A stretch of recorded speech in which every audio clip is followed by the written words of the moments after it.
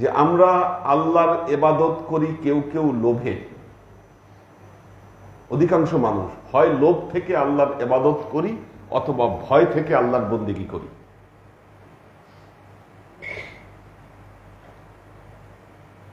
মাওলানা রুমি বলেছেন আমাদের উচিত প্রেম থেকে আল্লাহর ইবাদত করা, কারণ লোভের কারণে যারা আল্লাহর ইবাদত করে তারা ভালো মানুষ হতে পারে না। এরা আসলে লোভী, তাদের ভেতরগুলো খুব ভয়াবহ অবস্থা। লোভের কারণে যে ব্যক্তি আল্লাহকে ডাকে,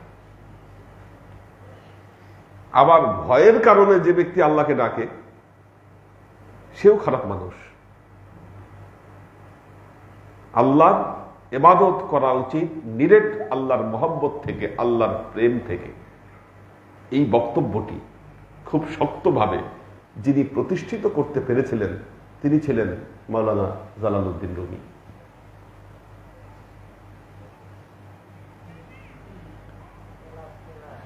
এখন আপনি বলবেন আল্লাহ তো কোরআনে অনেক পুরস্কার ঘোষণা করছে, আল্লাহ কোরআনে ভয় দেখিয়েছে। আল্লাহই তো করেছে এটা। জান্নাতে গেলে আপনি আয়েশ করতে পারবেন, 70টা হুর পাবেন, শারাবান তাহুরা সেখানে আপনি পাবেন, বিভিন্ন রকম নহর পাবেন, উন্নত পান পাত্র পাবেন, মজাদার খাবার পাবেন। বর্ণনাগুলো তো আল্লাহ কোরআনে দিয়েছে, কথা সত্য, আল্লাহ দেখিয়েছে। তারপরেও যদি কিছু মানুষ এগুলার কারণেও আল্লাহর পথে আসে, আবার আল্লাহ ভালোই জানেন তার বান্দাদের মধ্যে এমন কিছু বান্দা আছে খালি লোভ দেখাইলেও হবে না, ভয় না দেখানো পর্যন্ত ওরা আল্লাহর ইবাদত বন্দেগী করবে না। আল্লাহ ভীতি প্রদর্শন করেছেন, বাশীরাও ওয়া নাযীরাও। সেই কোরআনই আল্লাহ বলেছেন মুমিনদের মাসালা ভিন্ন। অন্য কোন পরিচয় আপনি ভয়ে ইবাদত করলেন, লোভে ইবাদত করলেন, আপনার পরিচয় ভিন্ন। কিন্তু যখন আপনি মুমিন হবেন আপনার পরিচয় হবে ভিন্ন। আল্লাযীনা আমানু আশাদ্দু হুব্বান লিল্লাহ। মুমিনের অন্তরে আল্লাহর প্রেমটাই হলো সবচাইতে বড়। এই জন্য আল্লাহর নবী দৃঢ় কণ্ঠে বলেছিলেন, লা ইউমিনু আহাদুকুম হাত্তা আকুনা আহাব্বা ইলাইহি মিন ওয়ালিদিহি ওয়া ওয়ালাদিহি ওয়ান নাসি আজমাইন। তোমরা ততক্ষণ পর্যন্ত মুমিন হতে পারবে না যতক্ষণ পর্যন্ত তোমাদের কাছে আমি মুহাম্মদ মুস্তাফা সাল্লাল্লাহু আলাইহি ওয়াসাল্লাম তোমাদের পিতা মাতা ভাই বোন আত্মীয় স্বজন এমনকি দুনিয়ার তাবৎ মানুষের চাইতে আমি প্রিয় না হব। এই জন্য তরিকার সালেকদেরকে বলি,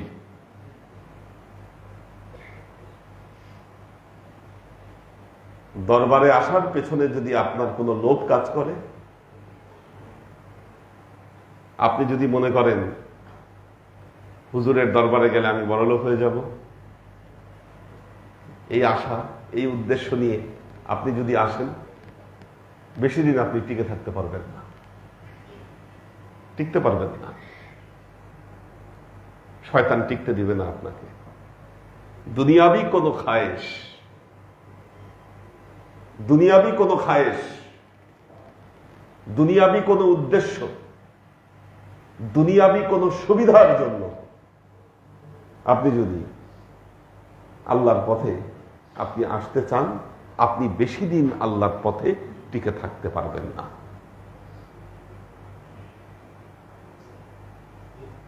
ঠিক তেমনি দুনিয়াবি কোনো সমস্যায় পড়ে ওই সমস্যাকে দূরীভূত করার জন্য আপনি যদি মনে করেন আপনি কোনো তরিকাকে আশ্রয় করবেন অথবা আপনি কোনো ওলিয়া উলিয়ার সোহবতে যাবেন, আপনি বেশি দিন তার সোহবতে টিকে থাকতে পারবেন না। আল্লাহর পথে টিকে থাকার সর্বোত্তম সওদা হলো ইশক, প্রেম।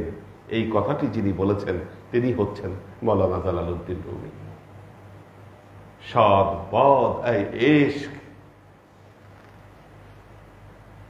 খুশ সাউদায়ে মা। মাওলানা জালালউদ্দিন রুমি বলছেন, তুমি চিরজীবী হও প্রেম, হে প্রেম তুমি চিরজীবী হও, তুমি হচ্ছ আমাদের সর্বোত্তম সওদা।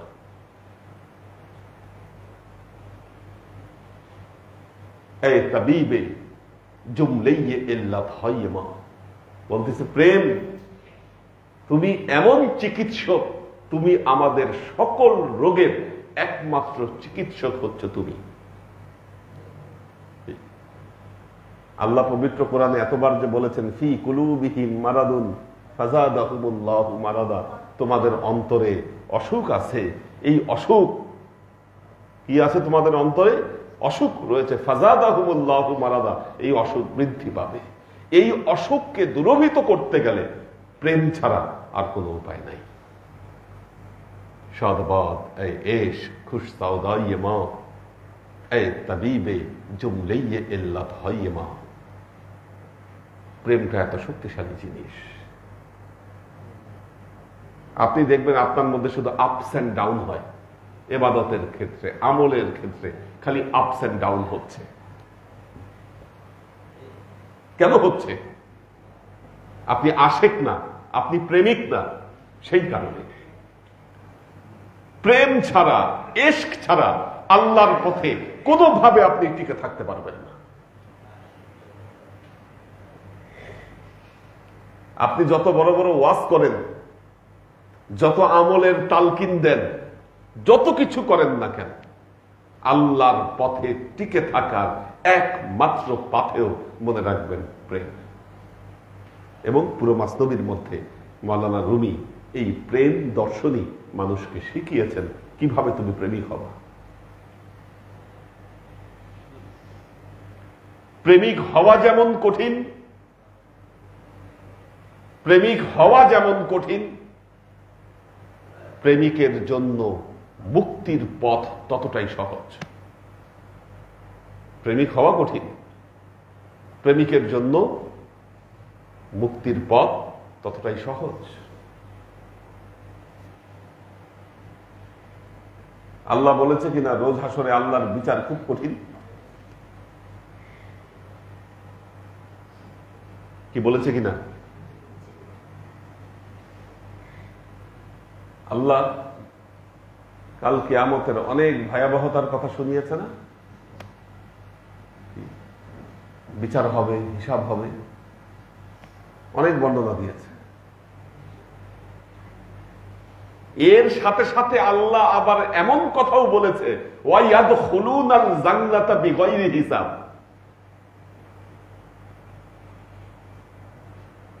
কিছু মানুষ আছে, আমি হিসাব ছাড়া আমি জান্নাতে প্রবেশ করাবো, আমি হিসাব নিব না।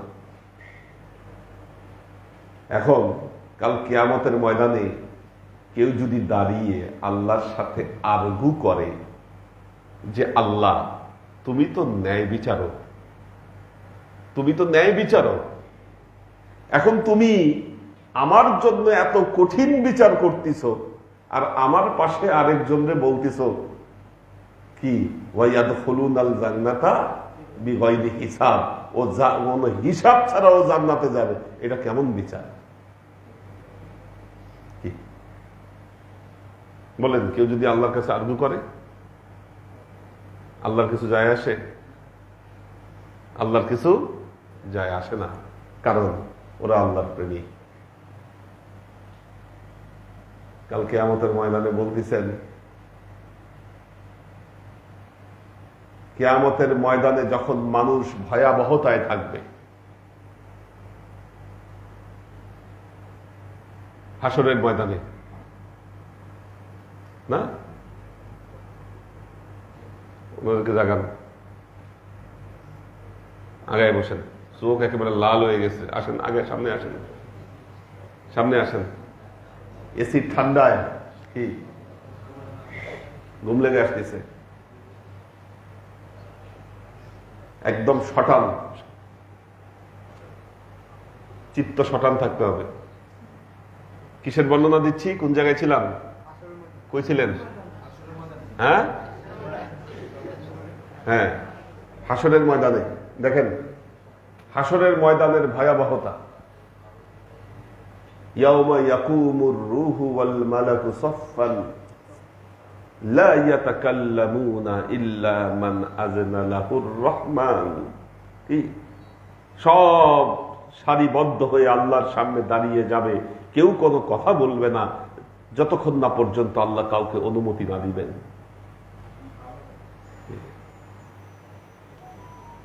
ইয়াউমা ইয়াফিরুল মারউ মিন আখিহি সাহিবাতিহি, অনেক বর্ণনা এসেছে, মানুষ পালিয়ে বেড়াবে, দৌড়ায়ে বেড়াবে, কান্নার রোল উঠবে মানুষের মধ্যে, কি অনেক বর্ণনা আসে। এদের মধ্যে কিছু মানুষ হাদিসের বর্ণনায় আসছে, এই ভয়াবহতার মধ্যে আমাদের মুহসিনুদ্দাইয়ান কি দেখে হাতে, কি খেয়াল করেন, এইদিকে তাকাইতে হবে, ওয়াজ শুনতে হবে তাকায়। এই ভয়াবহতার মধ্যে কিছু মানুষ আল্লাহর আরশের নিচে নূরের তৈরি মেম্বারে অবস্থান করবে। নূরের তৈরি মেম্বারে অবস্থান করবে। হাদিসে বলা হচ্ছে এরা নবী নন, নবীরা তাদের ব্যাপারে ঈর্ষান্বিত হবেন। কেন? কারণ নবীদের টেনশন তার উম্মতকে নিয়ে, কি এদের কোনো টেনশন নেই। ওয়ালা ইয়াহজানুনা ইযা হাজানান নাস ওয়ালা ইয়াখাফুনা ইযা খীফান নাস। যখন সমস্ত মানুষ দুশ্চিন্তায় থাকবে, সমস্ত মানুষ যখন দুশ্চিন্তায় থাকবে, এদের কোনো দুশ্চিন্তা থাকবে না। সমস্ত মানুষ টেনশনে আছে, এদের কোনো টেনশন নাই। এরা ওই কিয়ামতের দিবসে ওই ভয়াবহতার মধ্যে এরা আল্লাহর আরশের নিচে বসে খাচ্ছে, যাচ্ছে, পান করতেছে। কেন? কেন? এখন যারা তাহলে এই যে তুদনা শামস ইয়াউমাল কিয়ামা কামিকদারি মাইলিন, এই যে সবাই দাঁড়িয়ে আছে লাইনবদ্ধভাবে, সারিবদ্ধভাবে দাঁড়ায় আছে, ঘামের মধ্যে হাবুডুবু খাচ্ছে, এরা যদি আল্লাহর কাছে শিকায়েত করে, আল্লাহ তুমি এটা কি বিচার করলা? আজকে এই কিয়ামতের ভয়াবহতার দিনে আমরা কষ্ট করছি, এরা আনন্দ করছে, এদের কোনো ভয় নাই, এদের কোনো টেনশন নাই। কেন? আল্লাহ ফেরেশতা পাঠিয়ে এদের কাছে জানিয়ে দেবেন, ফেরেশতা তোমরা গিয়ে জানাও, আলা ইন্না আউলিয়া আল্লাহি লা খাউফুন আলাইহিম ওয়ালা হুম ইয়াহজানুন। নিশ্চয়ই আল্লাহর ওয়ালিদের কোনো ভয় নাই, কোনো টেনশন নাই। এই যে আউলিয়া আল্লাহ, আউলিয়া ওলি কিভাবে হলো? আল্লাহর সাথে তার মহব্বত তৈরি হয়েছে, প্রেম। প্রেমের কোনো বিচার নাই, প্রেমিকের কোনো হিসাব নাই, কি প্রেমিকের কোনো মাসালা নাই, কোনো গুনাহ নাই। আল্লাহর কাছে সব মাপ, যে আল্লাহর প্রেমিক হতে পারবে।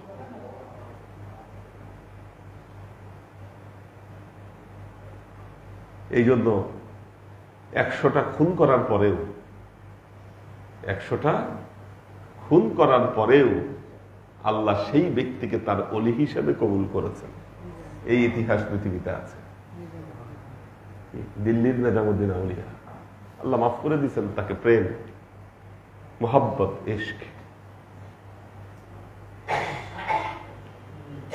ওয়াজ মোহাব্বত দরহা সাফি শাবাদ, ওয়াজ মোহাব্বত দারদহা শাফি শাবাদ। প্রেমের কারণে সমস্ত কলঙ্ক দূরীভূত হয়, প্রেমের মাধ্যমে সমস্ত ব্যথার উপশম হয়।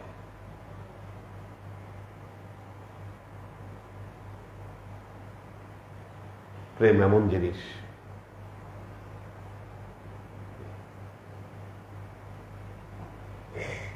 আল্লাহর আশিক ও সালিক বৃন্দ, আমরা মাসনবীর এই পর্যায়ে যেই হেকায়েত পড়ছি, সুলাইমান আলাইহিস সালামের দরবারে এক ব্যক্তি দৌড়ে আসলেন। হযরত সুলাইমানের দরবারে এক লোক দৌড়ে আসলেন, ভীষণ ভয় পেয়েছে। হযরত সুলাইমান বললেন, কি ব্যাপার,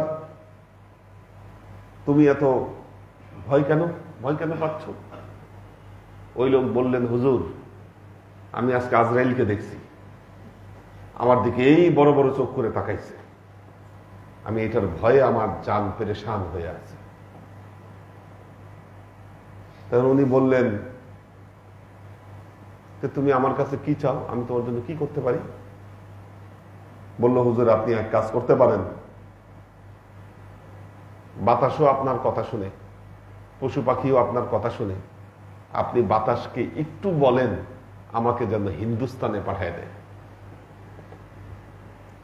আমাকে যেন হিন্দুস্তানে পাঠায় দেয়। হিন্দুস্তানে চলে গেলে আমি তাহলে বেঁচে যেতে পারি, যেহেতু আজরাইল আমার আশেপাশে ঘোরাফেরা করতেছে, আমাকে ভয় দেখাচ্ছে, তার মানে তো আমার খবর আছে। কি এখন আপনি একটু বাতাসকে একটু নির্দেশ দেন আমাকে যেন হিন্দুস্তানে একটু পাঠিয়ে দেয়। হযরত সুলাইমান আলাইহিস সালাম বললেন, আচ্ছা ঠিক আছে। উনি বাতাসকে নির্দেশ দিলেন, বাতাস উড়ায় নিয়ে ওই লোককে হিন্দুস্তানে পৌঁছায় দিল। এরপর দিন সুলাইমান আলাইহিস সালাম সভা শুরু করছেন। সবার মধ্যে আজরাইল আসছে হযরত সুলাইমানের সাথে দেখা করতে। তখন বললেন হযরত সুলাইমান, কি ব্যাপার আজরাইল, তুমি আমার লোকজনের ভয় দেখাও, কি শুরু করছো? কালকে তুমি আমার এক ভক্তরে তুমি ভয় দেখাইছো চোখ বড় বড় করে।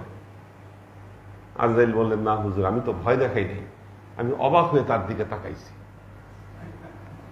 অবাক হলে মানুষ চোখ বড় বড় করে, সে অবাক হয়ে তাকাইছি, সে মনে করছে আমি ভয় দেখাইছি, আমি তো ভয় দেখাই নাই। কেন অবাক হয়েছ? বললো যে আল্লাহ আমাকে নির্দেশ দিল যে তুমি ওই লোকের জান তুমি হিন্দুস্তানে কবজ করবা, আমি দেখি ওই লোক আপনার দরবারে বসে আছে। এই যে আজব ব্যাপার, উনি বলতেছে যদি তার 100টা পাখাও যদি গজায় এখন, আর সে যদি উড়ে যাওয়ার চেষ্টা করে, তারপরেও তো সে হিন্দুস্তানে পৌঁছাইতে পারবে না, আমি কিভাবে তার জান আমি হিন্দুস্তানে কবজ করব, এটা চিন্তা করে আমি অবাক হয়েছি। আর তখনই আপনি তাকে হিন্দুস্তানে পাঠিয়ে দিলেন বাতাসের মাধ্যমে, আমি ওখানে গিয়ে তার জান কবজ করে ফেলছি। আমি ওখানে তার জান কবজ করে ফেলছি। এখানে মোরাল শিক্ষাটা কোথায়? অনেক বড় একটা শিক্ষা আছে।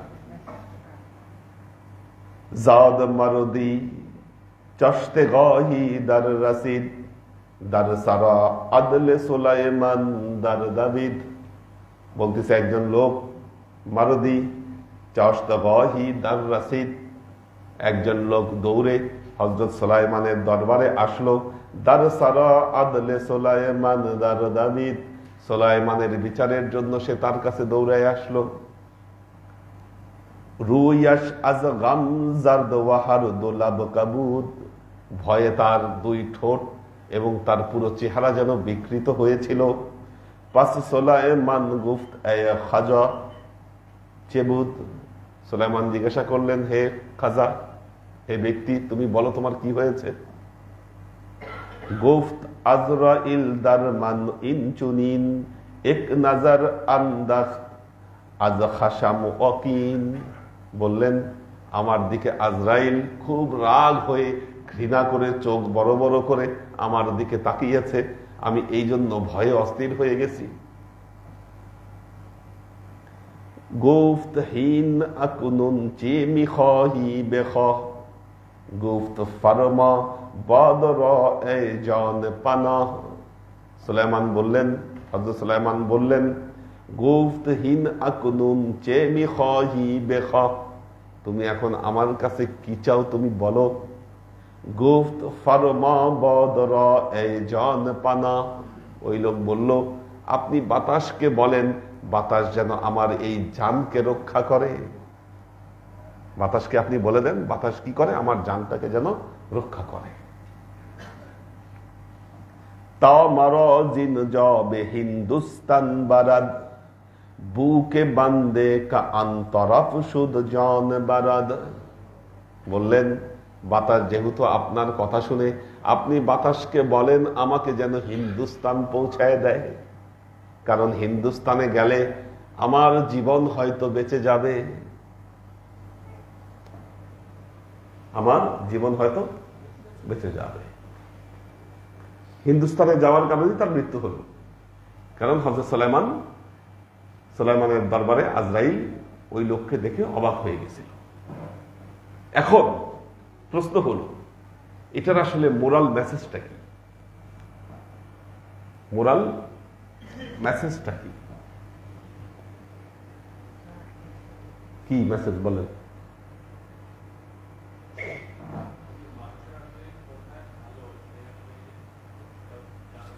হ্যাঁ, ঠিক আছে, এটা একটা মেসেজ, এটা একটা মেসেজ। কিসে তার ভালো এটা সে জানে না, এটা একটা মেসেজ। আরো অনেকগুলো মেসেজ আছে এখানে।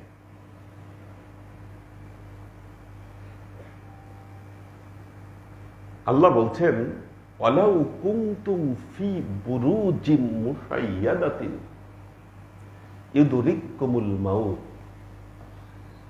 তোমরা যদি কোনো নক্ষত্রে চলে যাও, ধূমকেতুতে চলে যাও, এমন গ্রহ যেখানে কোনো জনমানব নাই, ইউদরিকুমুল মাউত, সেখানেও মৃত্যু তোমাদেরকে ধরবে। মৃত্যু সেখানেও তোমার ধরবে, বাঁচতে পারবো না আমরা মৃত্যু থেকে। 3 নম্বর মেসেজ হলো, 3 নম্বর মেসেজ দেখেন, এটা সবচেয়ে গুরুত্বপূর্ণ মেসেজ। আল্লাহর বান্দা, আল্লাহর ওয়ালি, সুফি এমনি হওয়া যায় না। কঠিন সাবজেক্ট এটা। একজন মুমিন বান্দা আল্লাহর কাজা এবং কাজাওয়াতের উপর সবসময় আত্মসমর্পণ করে, সেখান থেকে সে পালিয়ে বাঁচতে চায় না।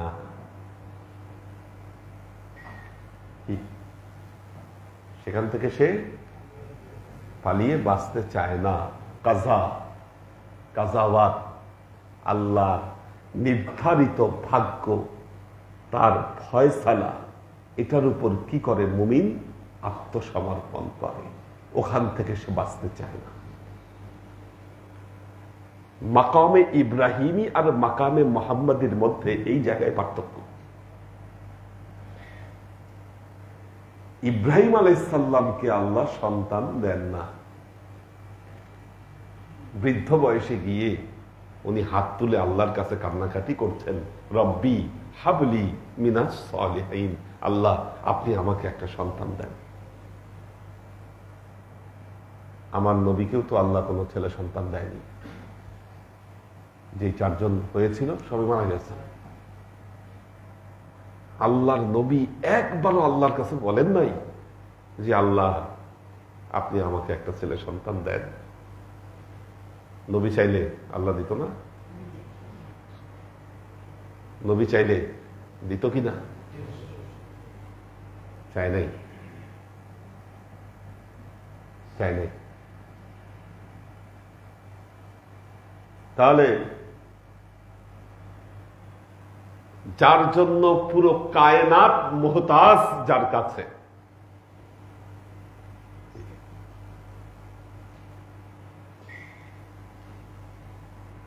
নবী চাইলে যে কোনো মানুষের জীবনের গুনাহগুলোকে মাফ করে দিতে পারে। কোরআন সাক্ষী। ওয়াস্তাগফারা লাহুমুর রাসূল লাওয়াজাদুল্লাহ তাওয়াবার রাহিমা।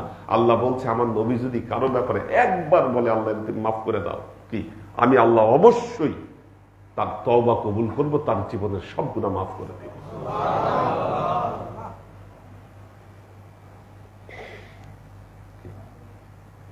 সে তার আল্লাহ তাকে সন্তান, ছেলে সন্তান দিল না, নবীর কি মনে একটু ইচ্ছা ছিল না যে ছেলে সন্তান পাবে?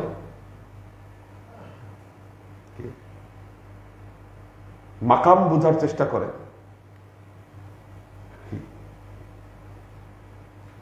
আচ্ছা,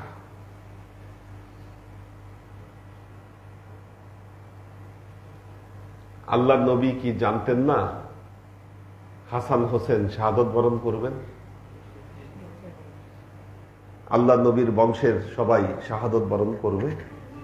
আল্লাহর নবী জেনেছেন, ভবিষ্যৎবাণী করেছেন, কি তার উম্মতের কাছে বর্ণনা দিয়ে গেছেন কোথায় কিভাবে কি কোথায় কিভাবে আল্লাহ নবী তার বর্ণনা দিয়ে গেছেন। আল্লাহ নবী কি চাইলে আল্লাহর কাছে একবার বলতে পারতেন না, আল্লাহ এরা তো আমার নাতি, আমার রক্ত, আমার ব্লাড, আল্লাহ তুমি এদেরকে রক্ষা করো? মুহাম্মদ মুস্তাফা সাল্লাল্লাহু আলাইহি ওয়াসাল্লাম একবারও আল্লাহর কাছে বলেন নাই এটা।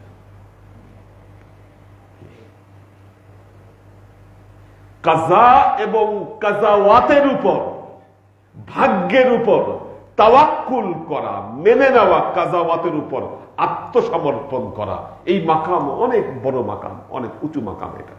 এটা সবার পক্ষে সম্ভব হয় না। এটা বড় উঁচু মাকামের ব্যাপার।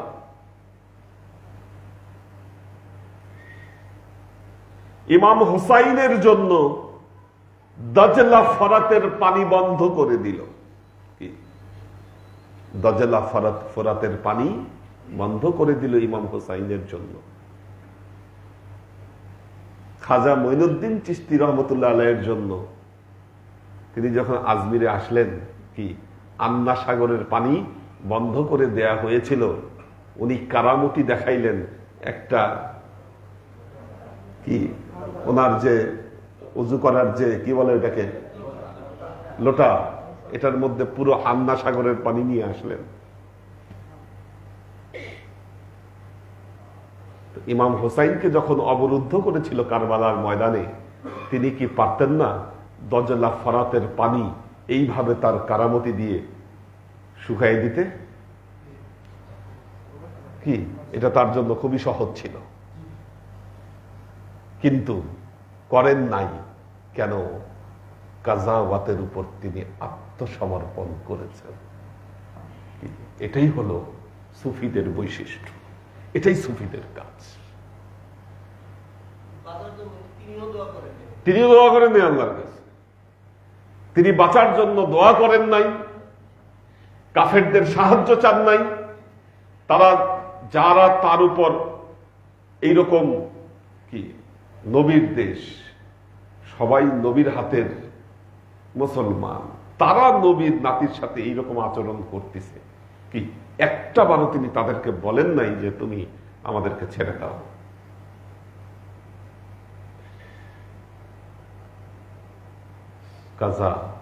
কাজাওয়াতের উপর আত্মসমর্পণ, আত্মসমর্পণ এই মাকাম আমরা বড় উঁচু মাকাম। আমরা এই মাকামে নিজেদেরকে প্রতিষ্ঠিত করতে পারি না, প্রতিষ্ঠিত করতে পারি না। একটু বিপদ দেখলে আমরা ঘাবড়ে যাই, একটু বিপদ দেখলে আমাদের ঈমান দুর্বল হয়ে যায়, আমাদের মন দুর্বল হয়ে যায়, আমরা ঈমান হারাই আল্লাহর উপর থেকে। এত সহজ মাসালা, এত সোজা ঈমান, সামান্য পরীক্ষায় যে সালেক হার মেনে যায়, সামান্য পরীক্ষায় যেই সালেক পথভ্রষ্ট হয়, মনে রাখবেন তার অন্তরের অবস্থা বড়ই ঠুনকো। এই লোক আজরাইল তার দিকে একটু তাকিয়েছে, ভয়ে এসে আমার বাঁচা দরকার। আপনি কেমন মুমিন বান্দা, আল্লাহর উপর আপনার কেমন ঈমান, আপনি মৃত্যুকে এত ভয় পান কেন? পালিয়ে বাঁচতে পারবে কেউ মৃত্যু থেকে? কদর কাজাওয়াতের উপর সমর্পণ।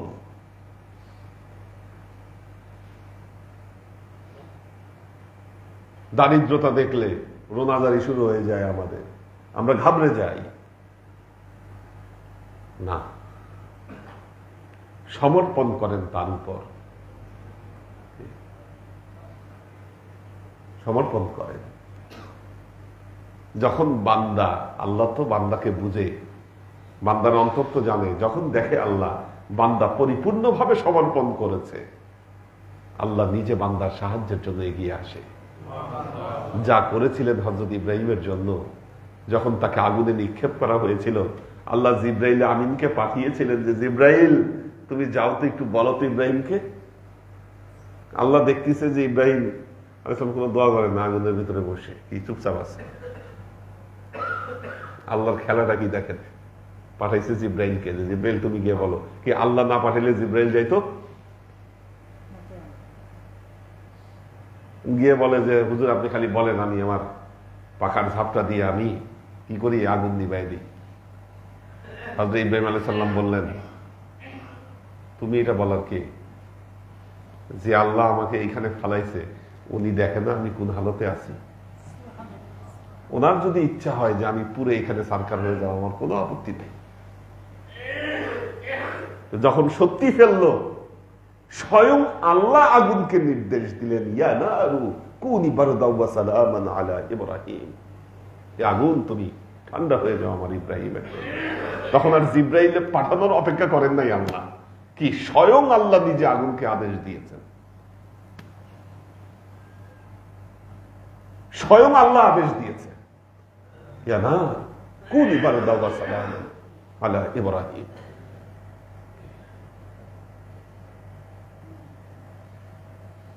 আল্লাহর আশেপাশে এই জন্য বলতেছে নোক যে দারবিশি গুরিজানান খালক লোকমেয়ে হারস আমাল যে অনন্দ খালক তার সে দারবিশি মিসালে অনহারাস হারসকু শেষ রত হিন্দুস্তান সেনস। দেখেন এই জন্য বলতেছে নোক যে দারবিশি গুরিজানান খালক, সারা পৃথিবীর মানুষ দারিদ্রতাকে ভয় পায়, এখান থেকে পালিয়ে যেতে চায়। মাওলানা জালালউদ্দিন রুমি বলছেন নোক যে দারবিশি, কি দারবিশি মানে গরিবী ফকিরি, কি দারবিশি মানে গরিবী ফকিরি। বলতেছে ফকিরি গরিবী এটাকে সারা পৃথিবীর মানুষ ভয় পায়। নোক দারবিশি তার সনান খলক, দুনিয়ার মানুষ এখান থেকে ভয় পায়। ভয় পাওয়ার পর কি হয়, লোক মেয়ে হার্স ও আমল যে অনন্দ খালক, এখান থেকে পালাতে গিয়ে কি করে, লোভের লোকমা, লোভের লোকমা, লোভ আরাম আয়েশের লোকমা কি করে সে খেয়ে ফেলে এই দরবেশি থেকে পালাইতে গিয়ে। দারিদ্রতাকে ভয় পেয়ে যখন দারিদ্রতা থেকে পালায়, তখন তার মধ্যে লোভ জন্ম নেয়, লোভ জন্ম নেয়। আমাদের একজন পুলিশের সাবেক আইজিপি না,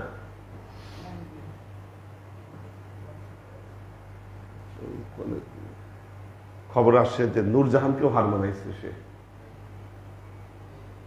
স্ত্রীকে ভালোবাসার ক্ষেত্রে নূরজাহান, সম্রাট শাহজাহান নূরজাহানের জন্য যা করছে এর চেয়ে বেশি কিছু করছে আমাদের বেনজির সাহেব।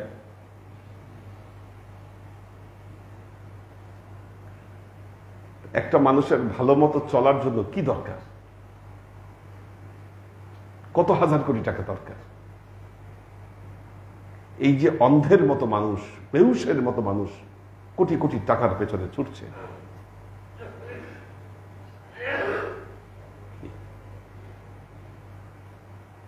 এই জন্য দেখবেন দুনিয়া যারাই পায়,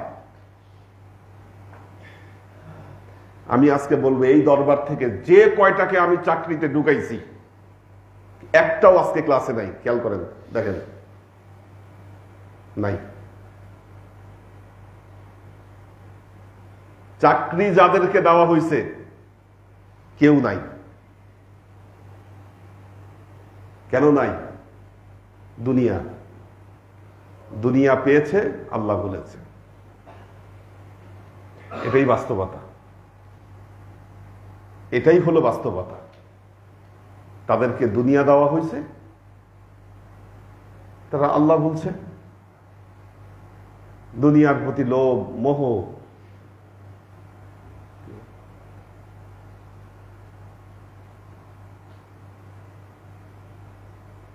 তো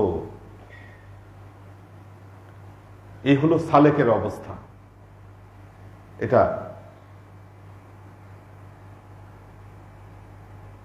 মানুষের হালত।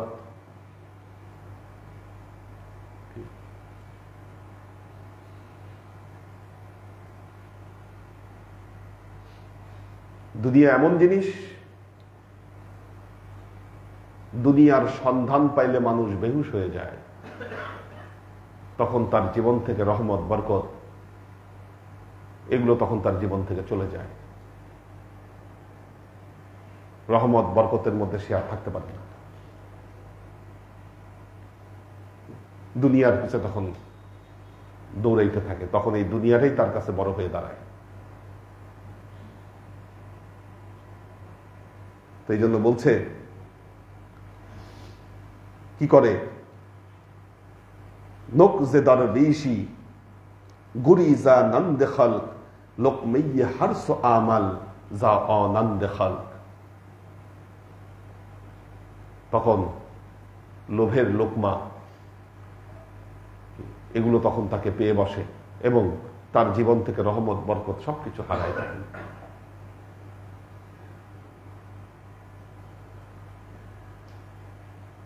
এগুলোর সাথে ফাইট করা। আল্লাহ কেন দেয় এগুলোকে মানুষকে? কারণ এগুলোর সাথে যুদ্ধ করার মতো বরকত। আপনারা জানেন যে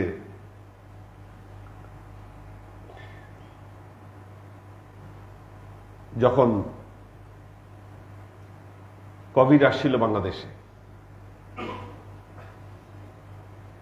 তখন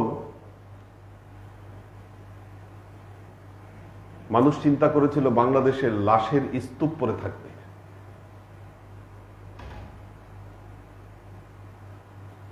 কারণ দেশের বাইরে এই বিষয়গুলো ঘটেছে। যাদেরকে ধরেছে তারা বাঁচতে পারেনি। কেন? কারণ তারা খুব ভালো পরিবেশে বড় হয়েছে, আরামে আয়েসে। ভাইরাসের সাথে যুদ্ধ করার অভিজ্ঞতা তাদের নাই। এই জন্য শক্ত ভাইরাসের হাতে যখন পড়েছে তখন জীবন শেষ। আর আমাদের বাংলাদেশের মানুষ তো, আমরা 2 দিন পর পর আমাদের কি জ্বর আসে, ঠান্ডা লাগে, কি এগুলা কোনো ডাইল ভাত আমাদের কাছে। একদিন আসে, 2 দিনে সেরে যায়, ওরাই হজম হয়ে যায় উল্টা। কি আমরা এগুলোর সাথে যুদ্ধ করে আমরা বড় হয়েছি, এগুলো তাসির করতে পারে না আমাদের উপর। তো মানুষের জীবনে একটা মানুষকে শক্ত করার জন্য আল্লাহওয়ালা, জীবনে বরকতওয়ালা, রহমতপূর্ণ জীবন মানুষের জন্য কঠিন সাবজেক্ট।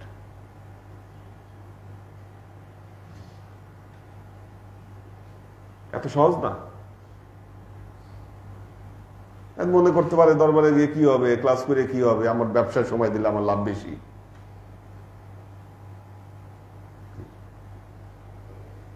ওই যে সোহেল দোকান দিচ্ছে, দোকান দেওয়ার পর কোনো খবর নাই।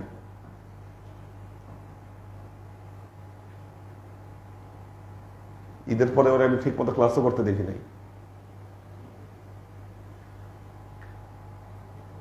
দুনিয়া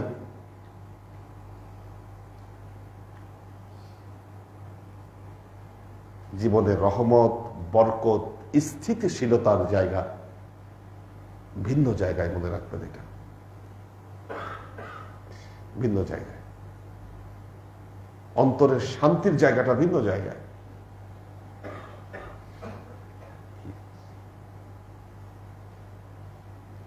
কাজী এই কথাই মাওলানা রুমি বললেন না, আজকে দেরি হয়ে গেছে আসলে অনেক।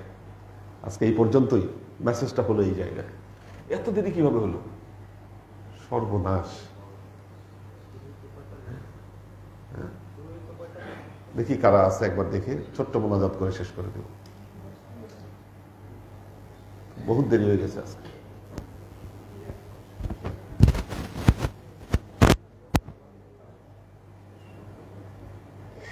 আবির আহমেদ আরিয়ান, কামরুল আনাম, ফারহান আহমেদ, সুরভি আক্তার নিপা, শাকির ইবনে খালিলুল্লাহ, মমিনুর রহমান মমিন, শাহাদত হোসেন। আল্লাহ সবাইকে ভালো রাখুন, সুস্থ রাখুন। ربنا لا تزغ قلوبنا بعد إذ هديتنا وهب لنا من لدنك رحمة إنك أنت الوهاب اللهم إنك عفو تحب العفو فاعف عني يا غفور الرحيم الودود اللهم نور قلوبنا بنور الإيمان ونور قلوبنا بنور الإسلام ونور قلوبنا بنور الإحسان وزين أخلاقنا بنور محمد صلى الله عليه وسلم اللهم إنا نسألك علما نافعا رزقا واسعا عملا مقبولا شفاء من كل داء قلبا خاشعا ذهنا ذاكرا إيمانا كاملا توبة قبل الموت راحة عند الموت ونجاة بعد الموت سبحان ربك رب العزة عما يصفون سلام على المرسلين والحمد لله رب العالمين واجعل آخر كلمتنا عند الموت لا إله إلا الله محمد رسول الله صلى الله عليه وسلم